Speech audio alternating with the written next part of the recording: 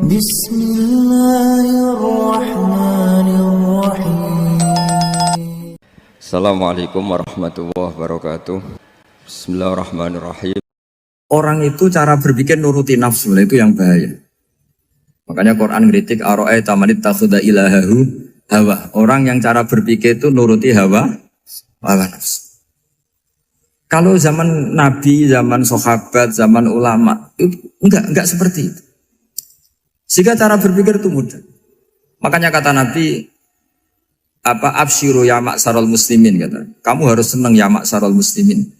Allah sekarang buka pintu langit yang sebelumnya enggak pernah dibuka. Dan Allah yubahi bikum malaikatah, dan Allah membanggakan kamu kepada para malaikatnya. Kenapa? Umatnya Muhammad, umatnya Rasulullah Muhammad SAW, itu kalau sampean kepengen mati setiap saat itu baik, itu resepnya gampang kata Nabi. Addu faridotan wantadzoru ukhra. Jadi Allah memberitahu, ya Muhammad, umatmu ini luar biasa. Jadi misalnya tadi kita sholat subuh, ditanya, Bahak kamu sekarang ngapain? Nunggu sholat duhur ya. Setelah sholat duhur ditanya lagi, nunggu apa? Asar. Sehingga faman kanat hijratuhu ila Allah wa rasulih fa hijratuhu ila Allah. Jadi kalau ya sudah ini tak ijazahkan. Kalau setelah sholat subuh nunggu apa? Duhur. Setelah duhur nunggu. Sehingga ketika kita mati itu statusnya penunggu sholat. Tapi kamu kan enggak miskin. Kenapa? Penunggu kaya. Ya itu enggak masuk surga itu. Penunggu kemapanan. Berarti kan menunggu sesuatu yang seleranya nafsu. Beda kalau penunggu sholat. Berarti kamu di dunia menunggu ritual ibadah. Maka di antara ijazahnya Nabi apa? Addu faridotan wantadzoru ukhra. Melakukan satu fardu. Kemudian kita menunggu tugas berikutnya. Jadi niati saja setelah subuh nunggu apa? Duhur. Setelah duhur, meskipun kita di perapatan, apa? Nunggu asar. Ya. Tapi ya asar betul, jangan nunggu tok pas asar ndak. Jadi sebetulnya umat ini gampang sekali. Jadi di antara kebanggaan Allah, yubahi itu Allah bangga dengan malaikatnya adalah umat ini adalah addu faridotan wantadzoru ukhra. Melakukan satu fardu, kemudian menunggu fardu yang lain. Dari mengkhidmati kampus, ingin mengkhidmati masyarakat. Dari satu masyarakat lokal Semarang menjadi sampai sekarang, sampai Banjarmasin. Unisula mau bikin kampus di sana, terus gitu. Dari satu tugas ke tugas yang lain. Makanya Islam diajarkan setelah satu tugas selesai, faida faruh tafan sok. Jadi sehingga hidup kita itu dinamis. Dari satu kebaikan menunggu kebaikan lain, dari satu kebaikan menunggu. Sehingga hidup kita ngapain? Nunggu satu kebaikan. Ini sudah masuk faman kanat hijratuhu ila Allah wa rasulih fa hijratuhu ila Allah wa rasulih. Sehingga bayangkan kalau kita direkam Allah, Gusti kula ampun mati nak dereng sugih. Wis melarat puluhan tahun, sakit, nunggu sesuatu sing sifatnya nafsu, kepengin sugih. Sugih tok aja cukup. Tahu buruh wong sing tahu ngenyek ndekne lho, itu kan urung-urung wis dendam. Saya belum mau mati sebelum kaya dan buruhkan orang yang pernah melecehkan saya. Wis ngono akhirnya mati urung sugih. Berarti wis fakir matine hasud. Mau itu ngenes dunia akhirat kan kira-kira seperti itu. Kamu santai aja kalau fakir berarti meringankan hisab karena ada banyak harta. Yang mau dihisab papanya enggak punya apa-apa. Jadi saya mohon sekali ya, Islam itu mengawal kebahagiaan. Sebab itu sampai bahagia itu menjadi perintah Islam, qul bi fadlillah wa bi rahmatihi fa bidzalika falyafrahu. Karena dengan bahagia bi taat diharapkan orang Islam itu tidak bahagia atau cari kesenangan lewat jalur maksiat. Sehingga ciri utama wali apa? Ala inna awliya Allahi la khaufun alaihim walahum yahzanun. Sehingga ulama dulu itu rileks-rileksnya. Termasuk yang saya ceritakan tadi, Imam Ahmad, Imam Syafi'i, itu melihat apa saja rileks. Ya tadi kalau disenangi orang ya barokah, punya kawan kebaikan. Nak dineng ya barokah dineng di gedingi tonggo rada utang, ngeranjuk tulung gitu. Jadi rileks saja. Masyhur itu Imam Syafi'i ngendikan, waman asa'a ilaika faqad atlakoka. Orang yang berbuat buruk sama kamu, hakikatnya adalah membebaskan kamu. Atlako itu apa? Membebaskan. Enak gak jadi hidup gitu? Kalau kamu kan enggak, kok gedeng aku salahku apa? Malah kamu ujub tuh, orang kok gak tahu salahnya.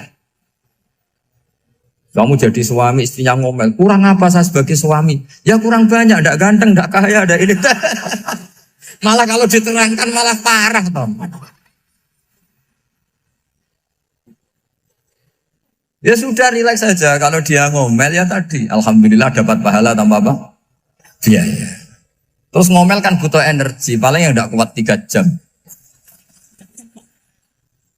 Nanti juga berhenti apa? Terus ambil nilai positifnya, misalnya ngomel sama suaminya, bagus lah. Kalau ngomel sama tetangga malah kayak apa gitu aja udah. Jadi ulama dulu itu gampang sekali melihat hidup. Rasulullah ya gitu, melihat hidup tuh gampang saja. Ketika tanya, ya Aisyah apa ada sarapan? Tidak ada ya Rasulullah, ya sudah saya tak puasa. Jadi enteng saja. Kadang-kadang beliau ingin puasa ya puasa sunat, ada sarapan nggak jadi puasa. Rileks. Nabi itu rileks. Kalau ngajari kebaikan juga rileks. Nah sekarang itu banyak orang yang karena mungkin kurang baca, Islam itu kayak menjadi aturan yang bengis, yang repot, yang mengekang. Itu tidak seperti itu. Yuridu wa bikumul yusra, wala yuridu bikumul usra. Allah menghendaki agama ini mudah. Sehingga ada sahabat di Imami Mu'ad itu baca Baqarah. Sahabat ini pekerja petani, mufarokoh ditinggal. Ketika Mu'ad lapor, ya Rasulullah ini ada orang munafik, tengah-tengah sholat mufarokoh saya ditinggal. Yang disalahin itu tidak yang ninggal tapi Mu'ad. Afattanun anta ya Mu'ad, kami itu tukang fitnah. Masa ngimami petani pakai surat Baqarah? Jadi yang disalahkan ini imamnya. Kalau kamu jadi imam, sholatnya ya yang cepat. Makanya terus banyak orang kecepatan karena tadi. Jadi Nabi itu enteng sekali. Jadi apa ya, Nabi itu beda dengan yang kita bayangkan beda. Nabi pernah ngaji di masjid, kemudian ada tetangga lewat pakai cangkul ke kebun. Semua sahabat gerutu. Ini orang tidak benar, ada Nabi ngaji ditinggal saja ke kebun, tidak ikut ngaji. Jawabannya Nabi tidak, itu bagus itu ikut sunnah saya. Kenapa ya Rasulullah? Dia kerjanya nyari halal. Dan untuk menghidupi keluarganya itu juga ajaran saya. Sehingga yang ngaji ya ajarannya Nabi, yang nggak ngaji karena kerja mencukupi keluarga juga ajarannya Nabi. Segampang ini. Oh, kalau kayaknya kamu kan, wes gak roh akhlak kan gitu. Nabi rileks saja Nabi. Sampai bisa lihat itu di Ihya, di bab Fadhailul Kasbi. Makanya ini penting sekali supaya orang itu berpikir Islam atau mendakwahkan Islam itu berdasar sanad. Ya, yang mutasil yang pernah dilakukan Rasulullah SAW. Sesuatu yang dilarang Allah itu pasti mador. Maka untuk melarang seseorang bergantung sama narkoba misalnya atau hal-hal yang bahaya pada fisik, itu satu tentu bagi ahlullah, tentu karena takut Allah. Tapi banyak masyarakat yang memang benar-benar bisa meninggalkan narkoba karena efek buruknya ganja. Bahwa itu mengakibatkan sakau, mengakibatkan tidak sadarkan diri, mengakibatkan kebangkrutan ekonomi macam-macam. Sehingga mereka benar-benar benci sama yang namanya narkoba. Jadi di antara manhajul Quran itu kalau mentakbih, memburuk-burukkan maksiat itu mesti dikritik innahu kana fahisyah. Innahu kana fahisyata wa maqta wa sa'a sabila. Innahu kana fahisyata wa sa'a sabila. Diulang beberapa kali. Sehingga dibutuhkan kecakapan untuk menganggap satu hal yang buruk itu fahsyah, sesuatu yang enggak rasional, sesuatu yang tidak positif, sesuatu yang pasti berdampak negatif. Sehingga kalau misalnya tadi dibacakan oleh Qori, kuntum khaira ummatin ukhrijat linnasi ta'muruna bil ma'ruf wa tanhauna 'anil munkar. Untuk berhenti dari kemungkaran itu satu takbihun litil kal munkar atau litil kal munkarat, bahwa munkarat itu kita cap, kita stigmasi bahwa itu buruk sekali. Seperti Nabi mengajarkan pemuda tadi, masa kamu suka ibu kamu digitukin lelaki lain, putri kamu, bule kamu, bude kamu, sehingga orang ini pikirannya termindset betapa buruknya zina. Sama seperti kita sukses memindset betapa buruknya narkoba, betapa buruknya bahan-bahan terlarang. Begitu juga seterusnya, terus pengkhianat dan sebagainya. Tapi problem manusia adalah Dia itu akan mencari kebahagiaan atau kesenangan sesaat. Maka caranya gimana? Keinginan senang lewat maksiat ini dilawan dengan nyaman dengan taat. Saya ulang lagi, nyaman dengan taat. Sehingga ulama dulu punya kalimatul munajat, artinya kalimat hubungan pribadi sama Allah yang menjadikan orang itu nyaman. Dan ini yang diajarkan kitab-kitab tasawuf. Kitab tasawuf itu sukses mengajarkan melihat alam raya ini semuanya nyaman, termasuk yang mengecewakan. Itu dianggap nyaman. Saya berkali-kali mengajarkan ilmu ini karena ini musalsal ila Rasulillah SAW. Itu pernah suatu saat Imam Ahmad itu dipanggil sama tetangganya, anak muda. Tentu Imam Ahmad ini orang yang sangat soleh, sangat waroi, sangat tunduk sama perintahnya Allah dan Rasul. Pemuda tadi manggil, ya Ahmad, datang ke rumah saya. Imam Ahmad datang. Setelah sampai ke pemuda tadi, sudah pulang lagi, saya tidak butuh kamu.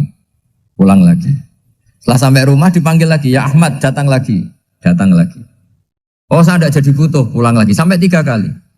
Dan itu perangai ekspresi Imam Ahmad itu atau ulama lain yang sesoleh beliau itu nyaman, indah. Beliau tetap senyum-senyum nyaman. Beliau tidak tersinggung, tidak terprovokasi, tidak, ya pokoknya tidak tersinggung, kelihatan nyaman. Lama-lama pemuda ini terus tanya, ya Ahmad, kamu saya perlakukan seperti ini kok tidak tersinggung? Kamu senyum-senyum saja, happy-happy saja.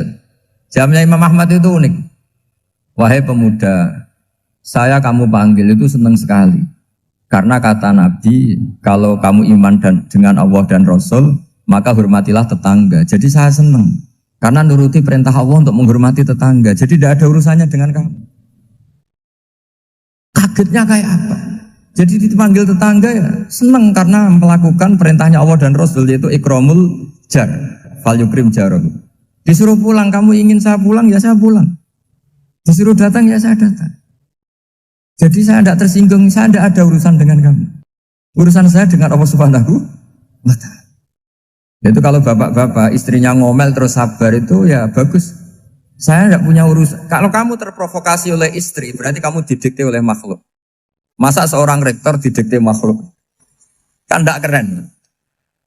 Apalagi seorang Habib didikte makhluk, kan gak keren. Yang bisa mendikte kita hanya Allah Subhanahu wa Ta'ala. Dan Allah mendikte kita, mengajarkan kita wa ashiruhunna bil ma'ruf fa in karihtuhunna fa asa an takrahu shay'a wa yaj'alallahu fi khairan katsira. Jadi cara melihat istri kita bawel gitu atau cerewet, alhamdulillah ini ada pahala tanpa modal, cukup sabar. Kalau istri kamu sedang mesra, malah mintanya ke mall, malah biayanya tinggi. Murah mana dapat pahala dimarahin sama saat mesra minta ke mall? Milih yang pertama kan? Nah ya itu tidak usah modal. Ya gitu aja. Jadi kalau istri sedang marah bawel, anggap saja ini rezeki. Dapat pahala tanpa apa? Biaya. Nah kalau pas rukun malah nantang ke mall, biayanya malah tinggi. Jadi ulama dulu itu melihat dunia itu happy. Pernah Imam Syafi'i dikasih tahu, orang yang tadi nyium tangan kamu ya, itu di rumah menghujat Anda. Jadi dia sopan hanya di depan Anda, kalau di luar menghujat Anda. Jawabnya Imam Syafi'i lucu. Ya baguslah. Yang cerita ini kaget. Kenapa bagus ya Aba Abdillah? Kalau manggil Imam Syafi'i ya Aba Abdillah. Ya berarti saya masih wibawa, di depan saya tidak berani katanya. Jadi dipandang enteng saja. Jadi kalau kamu di depan kamu istri kamu tidak berani belanja, tidak ada kamu belanja banyak, anggap saja Anda wibawa. Jadi enteng saja. Pernah Imam Syafi'i dikasih tahu, separuh dari kampung Anda itu gak suka kamu. Ya baguslah. Kenapa? Oh nak rukun malah bakal utang katanya gitu. Kira-kira yang utang itu yang rukun apa yang neng-nengan? Yang rukun. Jadi enteng saja. Masyhur itu makalah Imam Syafi'i. Waman asa'a ilaika faqad atlaqaka. Orang yang berbuat buruk sama kamu berarti membebaskan kamu.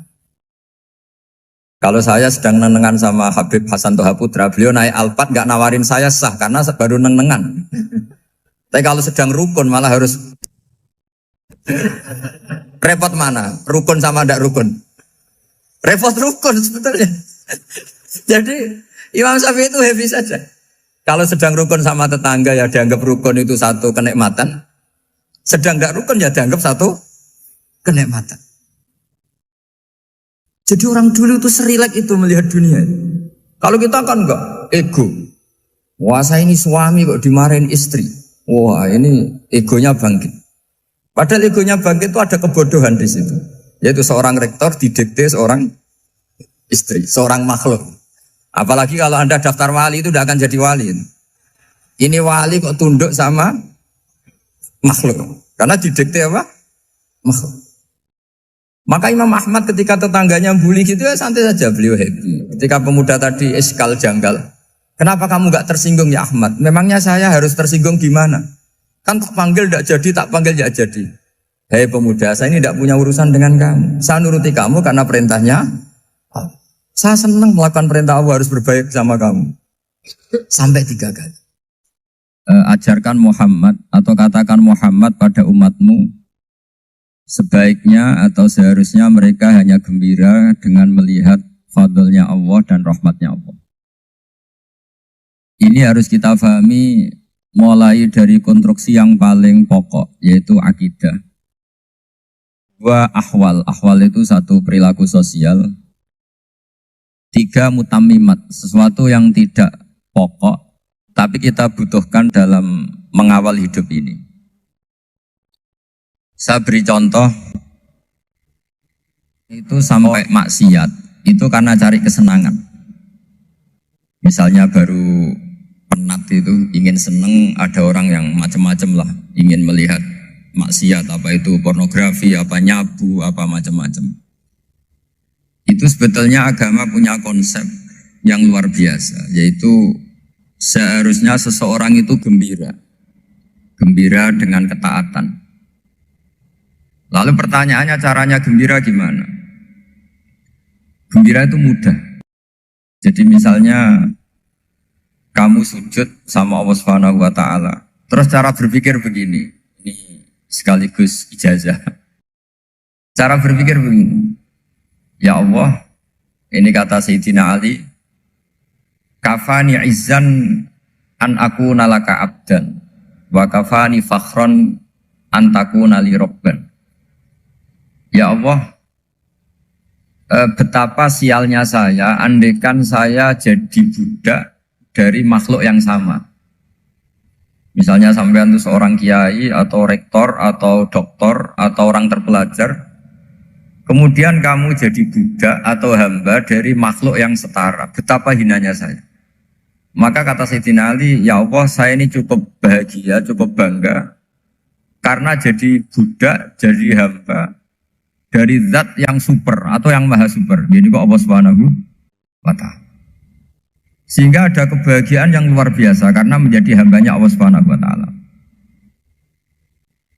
Setelah bangga dengan jadi hambanya Allah, maka kita akan malu.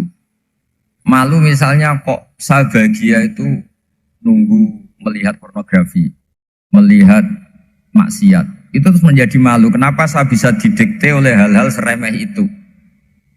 Ya, kita malu karena didikte oleh hal-hal yang seremeh itu. Karena kita didikte oleh nafsu. Jadi izzatun nafsi, satu harga diri seseorang itu harus dihidupkan untuk hanya tunduk kepada Allah Subhanahu wa ta'ala.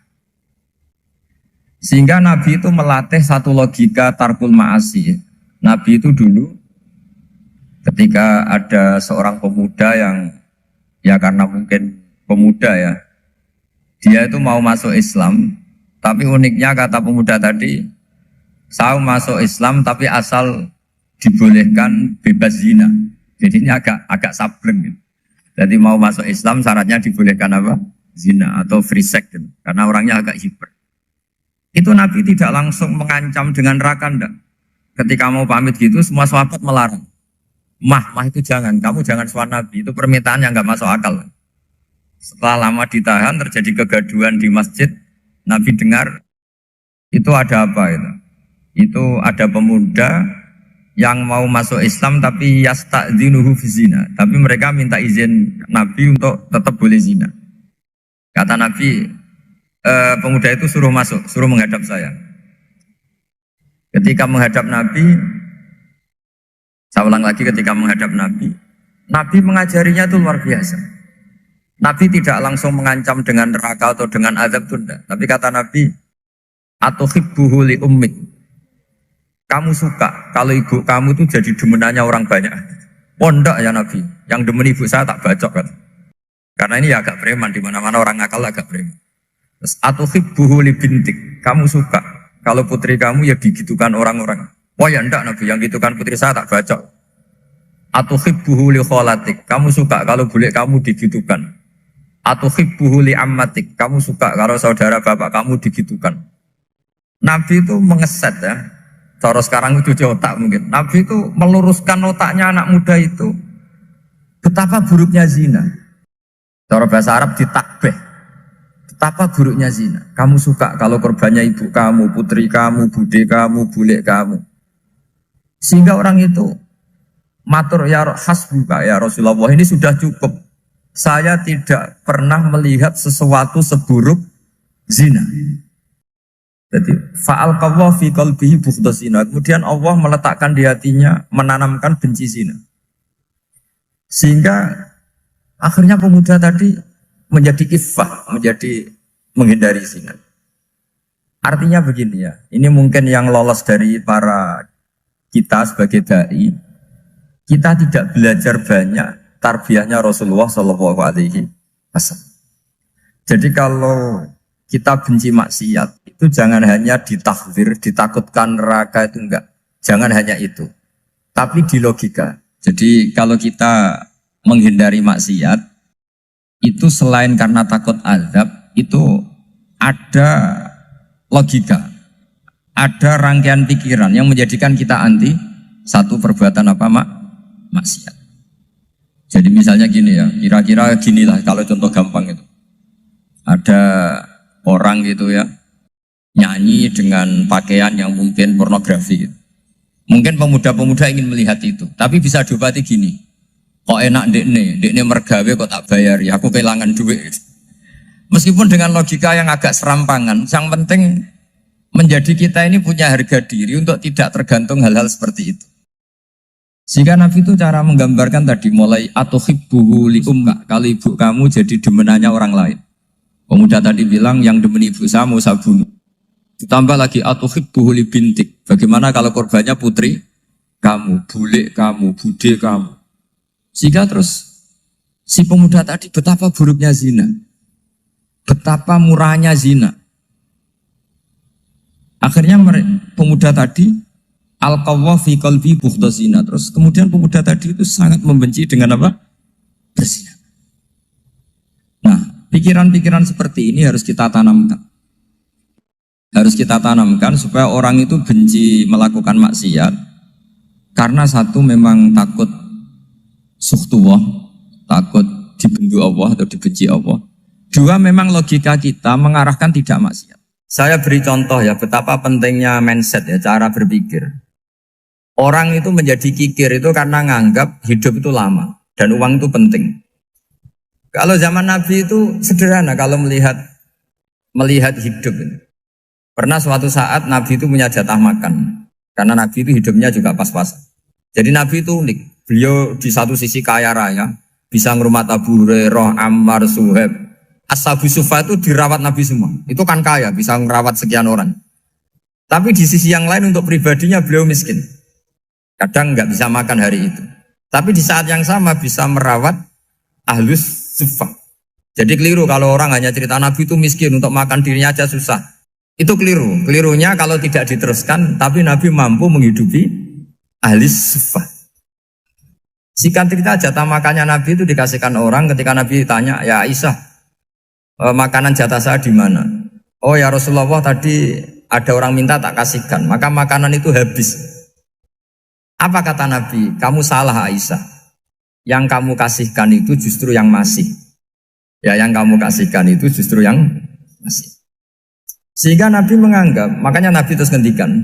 Ya kalau mukhatabnya lelaki ya kira-kira begini. Wahallaka min malika illa ma akalta fa'afnaita walabista fa'ablaita. Terus hanya watasaddaqta fa'abqaita kata Nabi. Harta kamu ya kamu makan, kemudian ke WC jadi kotoran, atau punya pakaian mewah nanti rusak. Wa tasaddaqta fa abqaita. Ada yang kamu sedekahkan, yaitu yang abadi sampai akhir.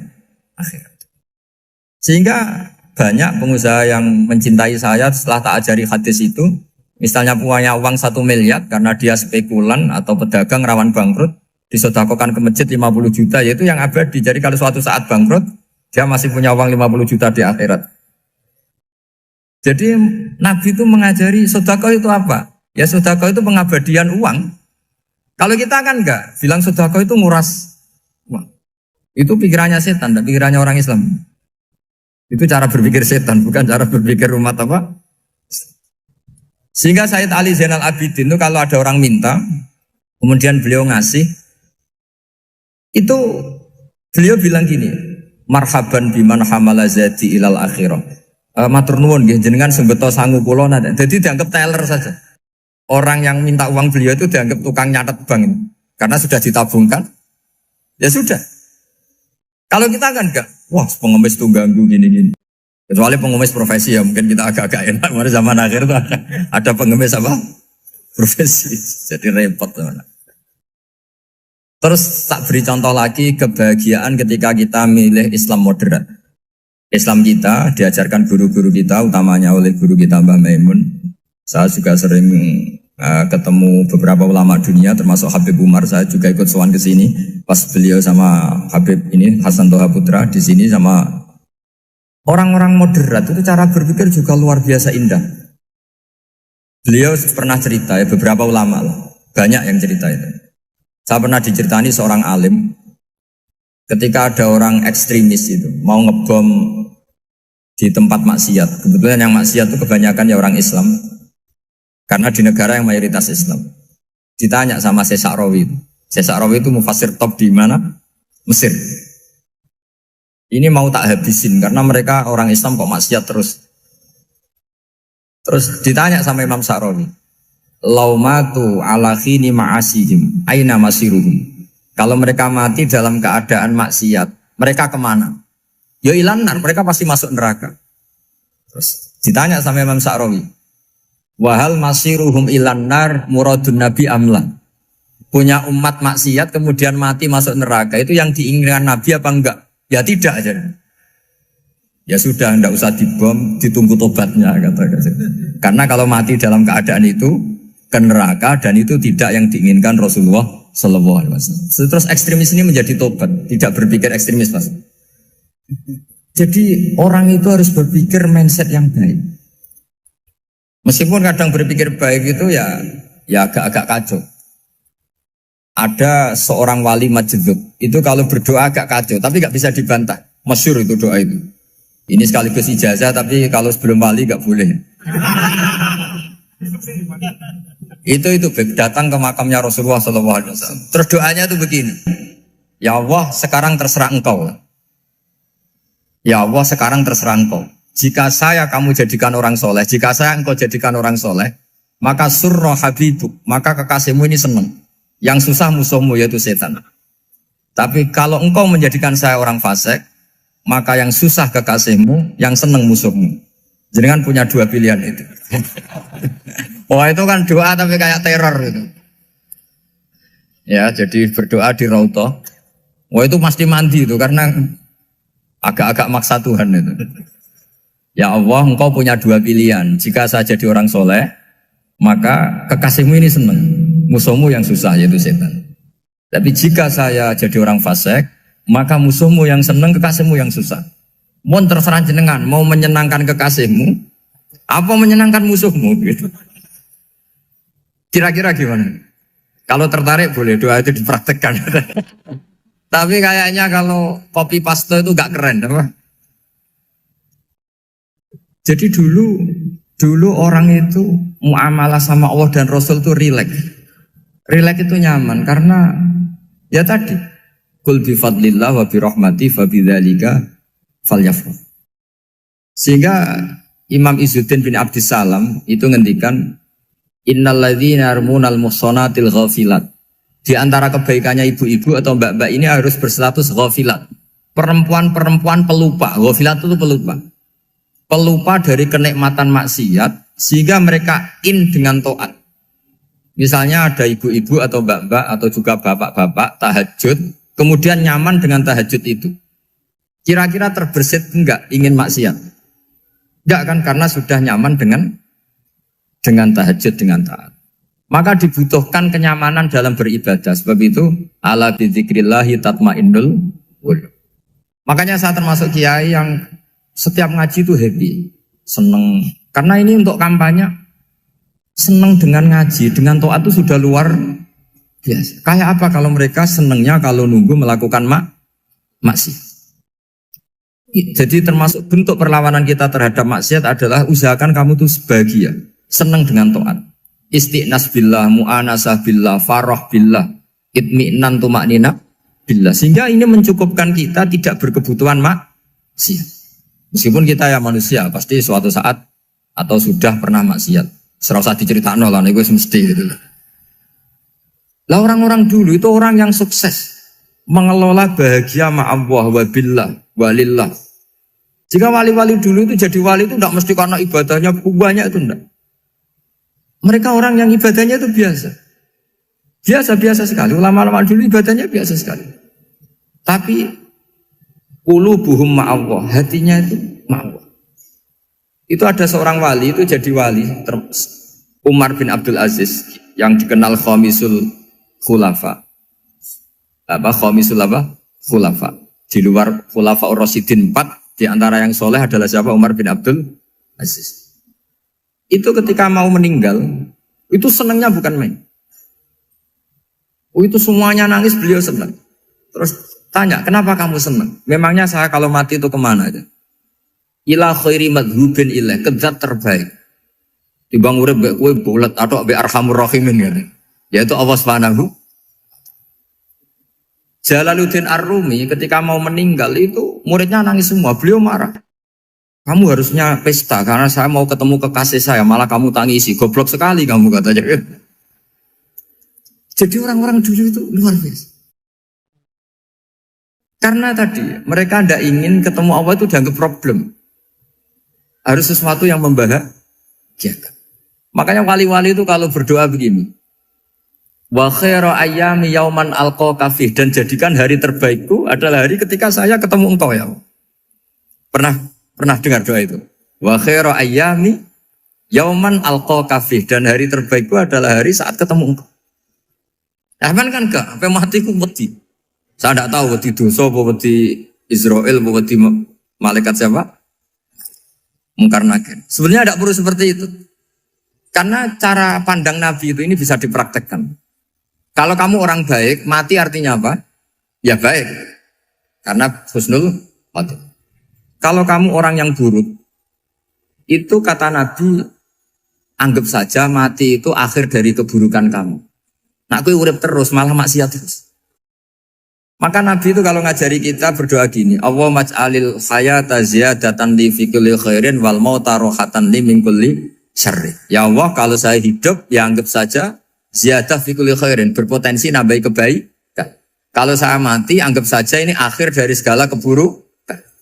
Maka saya berkali-kali, banyak tradisi ulama-ulama NU, ulama-ulama pesantren, ya ada hanya NU, pokoknya ulama-ulama alim.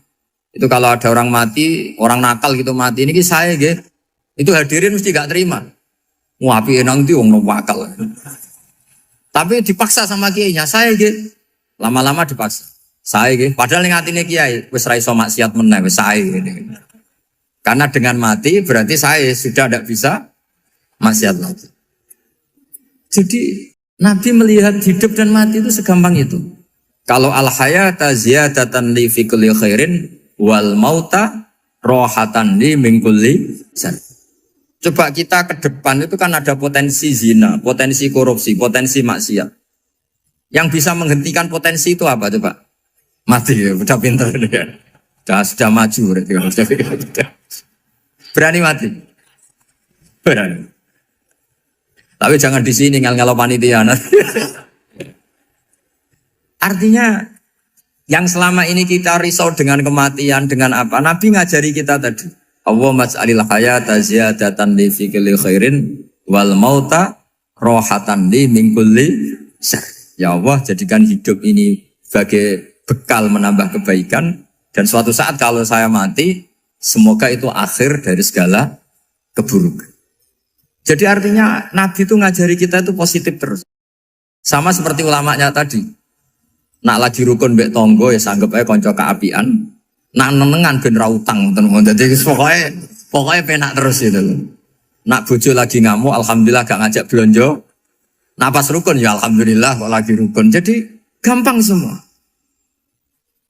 Makanya ada seorang alim itu ngendikan begini, ada yang tanya. Saya tuh dulu ketika kaya, teman saya sering main ke saya. Setelah saya miskin, gak ada teman-teman yang ke saya. Dikira si Habib ini kebetulan orangnya Habib itu mendukung keluhan dia. Ternyata enggak. Si orang alim itu bilang gini, malah bagus toh gitu. Kowe wis melarat buruhe wong. Ya sudah kamu miskin, buruhnya orang lain. Misalnya tukang manol di pasar atau tukang becak. Kemudian teman-teman kamu datang, malah kamu malu tuh jadi tontonan. Bagus kalau mereka lupa, pas kamu miskin gak ada yang lihat katanya. Jadi apa ya, dianggap enteng saja gitu. Akhirnya orang ini gak jadi ngeluh. Selama ini kan kita ngeluh ya, ketika miskin teman-teman gak datang. Coba kalau mereka datang pas kamu buruh bikin botol di orang lain. Mantan bos buruh, malu gak? Milih datang apa enggak? Enggak lah, sudah bener itu. Jadi ulama dulu itu makanya sering baca biar tahu solusi hidup. Jadi ulama dulu tuh gampang sekali melihat kehidupan itu. Gampang sekali, indah, gampang. Kebahagiaan ini pula yang harus kita latih dalam melakukan ketaatan. Tapi memang obsesi saya terbesar atau cita-cita saya terbesar memang setiap ngaji saya ingin orang mukmin semuanya itu bahagia. Dengan bahagia itu mereka tidak neko-neko ingin mencari kebahagiaan lewat jalur apa maksiat. Sehingga dalam konstitusi ulama yang ditulis di kitab-kitab usul fikih, dan itu kitab yang saya kaji, selalu saya kaji, itu membela-bela sesuatu yang mubah itu sampai luar biasa. Karena melihat mubah itu, misalnya Anda tidur itu berstatus mubah. Anda bermain catur berstatus mubah. Anda rileks sama teman jagongan semalam dengan teman rektor atau dosen atau yayasan itu melihatnya bukan mubah tapi tarkul maksiyah. Misalnya saya semalaman asik musamarah itu jagongan malam sama Habib Toha Al-Munawwar. Itu awang hitungnya bukan, wah ini jagongan ngalor ngidul tidak penting tuh enggak. Malam itu bahak tidak ke dugem, tidak ke tempat maksiat. Sehingga ada ulama yang mengatakan mubah itu enggak ada. Saya ulang lagi, mubah itu tidak ada. Kan umumnya ulama bagikan wajib, ya kan, haram gitu. Terus diantaranya mubah, sunat, makruh. Ada ulama yang mengatakan mubah itu tidak ada. Kenapa? Logikanya begini, itsma min mubahin illa wa yatahaqqaqu bihi tarku haramimma. Karena tidak ada mubah yang Anda lakukan kecuali saat itu pasti ditinggalkannya sebuah keharaman. Misalnya Anda sedang jagungan sama istri di luar, di rumah, asik di rumah semalaman. Mungkin bahas hal-hal yang ringan. Mungkin melihat sinetron atau apalah yang ringan. Tapi di situ terjadi Anda meninggalkan ke tempat-tempat maksiat. Sekarang ninggal maksiat itu wajib apa mubah? Wajib. Padahal Anda sedang melakukanmu. Nah itu dicatat oleh Allah itu tarkul haram, meninggalkan keharam. Jika masyhur dalam cerita wali-wali itu, Abu Yazid yang seperti itu ibadahnya pernah tanya, ya Allah lalu yang makomnya orang seperti saya siapa? Karena beliau semalaman ibadah terus. Sama Allah dijawab, ya yang tidur di pinggir kamu itu. Abu Yazid, lu kok bisa ya Allah? Dia kan tidur terus. Ya kan dia tidur berarti meninggalkan keharaman. Ngomong sing potongan tukang maksiat itu apik turu apik melek kira-kira. Apik turu. Timbang sama nak melek pola wis turu ae kira-kira gitu. Jadi gak usah dipaksa tahajud, dipaksa qiyamul lail itu. Iya kalau qiyamul lail. Kalau dapat informasi, kesini ikut saya terus katut kan repot. Jadi perlawanan terhadap maksiat itu sebetulnya gampang dalam Islam karena tadi nggak ada sesuatu yang mubah kecuali saat dilakukan berakibat meninggalkan keharaman. Mudah sekali. Jika banyak orang jadi wali itu karena melakukan mubah. Itu ada orang jadi wali itu karena sering makan. Ya makan-makan biasa itu. Karena ketika makan, ya Allah, betapa doifnya saya. Katanya saya presiden, katanya saya rektor, saya kiai. Ternyata kalau nggak makan tuh lemes. Apa hebatnya makhluk yang bergantung makhluk yang lain, yaitu makanan. Nah karena seperti itu terus dia al-laja'illallah, terus dia sungkeman ning Allah. Betapa lemahnya saya. Sebab itu ketika Quran mengkritik dan dengan tanda kutip kemungkinan Tuhannya Isa bin Maryam, itu ngeritiknya sederhana Quran itu. Mal masih ibnu Maryam illar rasul qad khalas min qablihir rusul wa ummuhu siddiqah kana yaqulanit ta'am. Isa itu tidak Tuhan, wong dia makan. Kamu kebayang nggak misalnya punya Tuhan, wah tadi Tuhan mampir ke rumah saya, dia lemes. Setelah tak kasih makan sehat lagi gitu. Itu kan nggak kebayang. Tapi Tuhan marung di rumah saya, lemes tak gratisin, kayaknya tidak punya uang gitu. Setelah makan, wah gairah lagi. Kebayang nggak punya Tuhan seperti itu. Sehingga Quran kalau gojlok sederhana, karena yakulanit to'am. Sehingga wali-wali itu kalau makan itu sadar lemahnya dirinya, betapa dirinya tergantung makanan. Sesuatu yang tergantung itu artinya tidak hebat, tidak Tuhan. Jadi untuk menjadi wali, untuk menjadi dapat ridhonya Allah itu sebenarnya sederhana. Termasuk ada cara jadi wali yang agak kacau, tapi ini ya benar, asal niatnya benar. Misalnya Unisula besar, ya kurang besar lagi. Kita sudah punya uang, kurang banyak uang lagi. Itu Nabi Ayub, itu kan seorang nabi. Pernah diuji, oh ini ada di Sahih Bukhari. Nanti kamu tanya, hadisnya Sahih enggak? Ini ada di Sahih Bukhari. Kadang orang kota itu aneh, enggak ahli hadis tapi tanya, Sahih enggak? Padahal anda kan dibodohi Sahih, ya ngandel saja. Jadi kadang ya aneh. Oh enggak tahu kok tanya itu. Itu Nabi Ayub itu sudah kaya, pas itu sudah kaya. Bukan cerita yang masih miskin, memang sudah kaya. Beliau di kamar dihinggapin satu belalang dari emas. Setelah belalang itu dikejar, ternyata yang jenis itu banyak, semuanya dari emas. Ngambil sana sini, ini yang kesak ini dipenuhin, saku ini dipenuhin, sampai banyak. Sama Allah digojlok. Kamu itu Nabi saya. Kenapa kamu mengumpulkan harta sebanyak itu? Kamu itu Nabi saya kok rakus? Jawabannya Nabi, ya Allah, siapa yang bisa kenyang dari rahmatmu? Ya, jadi kalau kamu punya uang 1 miliar, kok ingin 1 miliar 100, ingin 1 miliar 200, itu cara ngitung bukan uang. Ya Allah, siapa yang bisa kenyang dari rahmatmu? Karena rahmat Allah tidak terbatas, sudah Gusti tenang saja. Meskipun saya gini, rahmat Anda tidak akan habis. Sehingga waroi ada ilmunya, tomak juga ada ilmunya, termasuk ragus itu juga ada ilmunya. Misalnya begini, ini contoh ragus yang ada ilmunya begini. Ini saya beri contoh.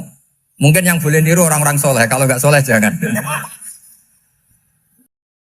Imam Syafi'i ini cerita nyata. Imam Syafi'i itu dulu ketika ngaji masih muda itu nggak suka sama guru yang kaya.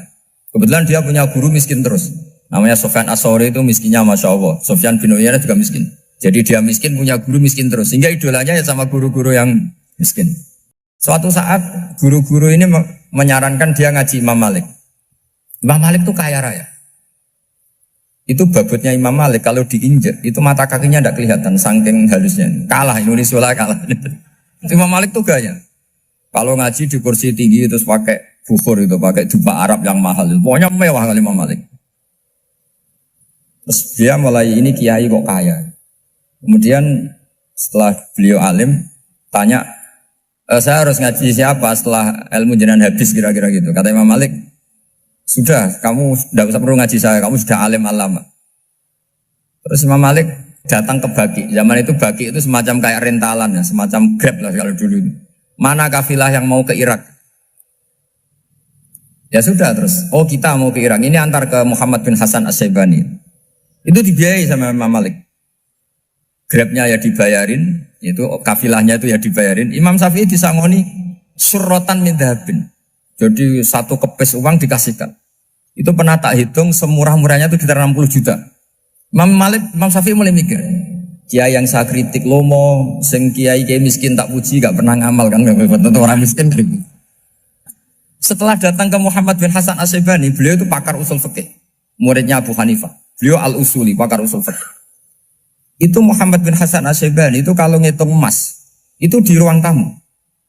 Uangnya miliaran, emasnya banyak. Dari kota ini dipindah ke kota ini, emas kalau ngitung di ruang tamu. Bukan di kamar, di ruang tamu. Imam Syafi'i tambah kaget. Imam Malik kayak gitu sudah soal malah ini kaya raya. Setelah Imam Syafi'i kelihatan kaget, digojlok sama Muhammad bin Hasan Asyibani karena beliau senior. Atajabu min hadza, kamu aneh melihat ini? Iya. Kenapa? Ulama kok kaya raya. Terus kata Muhammad bin Hasan, ya sudah, uang ini tak kasihkan orang-orang fasik, binti gue demenan, gue nyabu, macam-macam. Oh jangan, nanti dipakai maksiat. Pun jenengan mawon sing sugih. Semenjak itu Imam Syafi'i rubah mindset. Jadi kalau kampus ini ingin akreditasi A, ingin mulia, ingin apa, kamu ridho kalau yang punya prestasi seperti itu adalah orang-orang fasik. Ridho enggak? Enggak kan? Maka didoakan ini. Nah itu namanya berpikir secara usuli. Kamu jangan hanya nuruti karena berpikir waroi terus kamu benci kekayaan. Tidak bisa seperti itu. Karena pangkat dan kekayaan ketika dikelola secara kesolehan maka akan menjadi energi positif yang luar biasa. Semenjak itu Muhammad bin Hasan Asyibani berhasil mendidik Imam Syafi'i. Sampai akhirnya keterusan Imam Syafi'i berpendapat kalau orang Islam bisa bikin rumah tingkat kok punya rumah reot itu haram. Akhirnya keterusan. Kalau bisa jadi bupati kok jadi ketua RT juga haram. Karena al-Islam ya'lu wala yu'la alaih.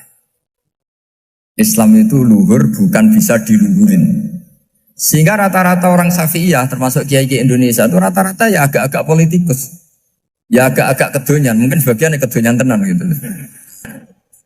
Karena gak ridho gitu loh. Kalau kesempatan itu dikuasai orang fasik kemudian menjadi kekuatan maksi. Coba kalau bupati itu orang yang fasik. Kemudian programnya supaya rakyat seneng semalaman dangdutan yang purno misalnya. Supaya rakyat seneng dibolehkan dugem, dibolehkan judi. Tapi kalau yang jabat orang soleh kan ada beberapa perda yang menolak penyakit apa? Masyarakat.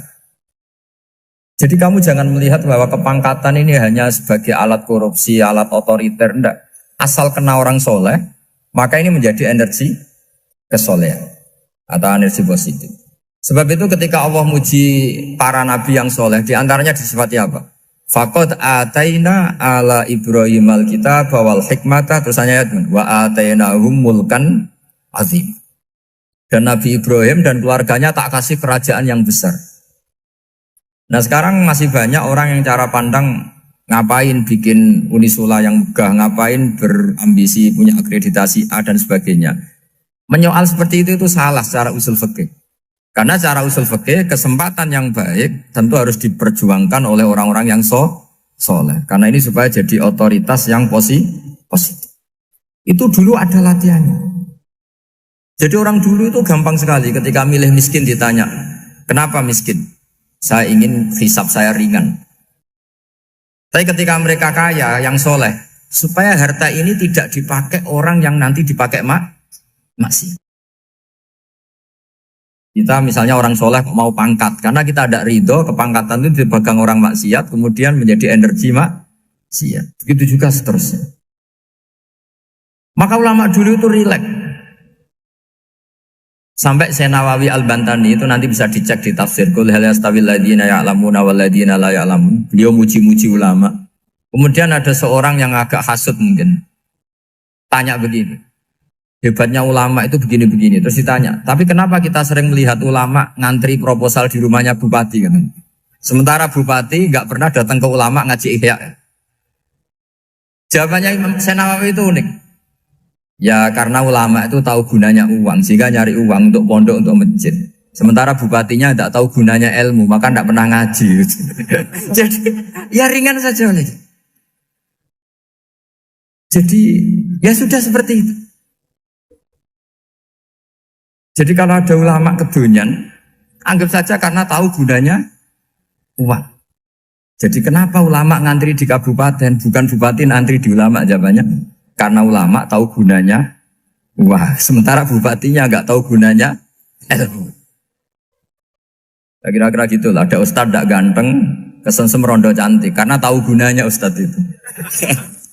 Artinya tahu gunanya kalau saya nikah nanti punya anak jadi gus, karena kan dia kiai gitu. Tapi rondonya raro gunanya dia karena miskin gitu. Jadi ulama dulu itu rileks. Rileks, menafsirkan apa saja itu rileks, termasuk saat terpojok. Itu rileks. Karena semuanya dianalisis pakai ilmu. Sehingga ciri utama wali itu apa? Ala inna awliya Allahi la khaufun alaihim walahum yahzanun. Enggak ada rasa takut, enggak ada rasa gampang. Karena melihat sesuatu itu gampang saja. Saya ulang lagi, melihat sesuatu itu gampang saja, ringan. Oke, semoga barokah. Assalamualaikum warahmatullahi wabarakatuh. Demikianlah sahabat kajian Kusba yang dapat kami sampaikan. Semoga dapat bermanfaat untuk kita semua. Wallahu a'lam bishawab. Wassalamualaikum warahmatullahi wabarakatuh.